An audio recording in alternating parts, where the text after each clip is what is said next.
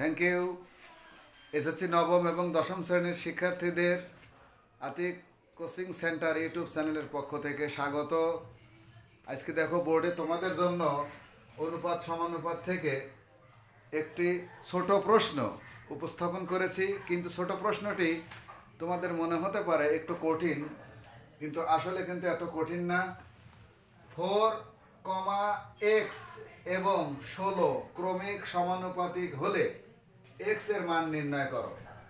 দেখো এইটা কিন্তু সিস্টেমটা এরকম যে a, b এবং c ক্রমিক সমানুপাতিক ওইভাবে। সুতরাং এটার যদি আমরা গাণিতিক রূপ দেই তাহলে কিন্তু লেখা যাবে এইভাবে: 4:x সমান x অনুপাত 16, বা 4/x ইকুয়াল x ডিভাইডেড 16, বা x² ইকুয়াল 4 গুণন 16 অর্থাৎ 4×16 64, বা x ইকুয়াল 64কে রুট করে দাও তাহলে কত হচ্ছে?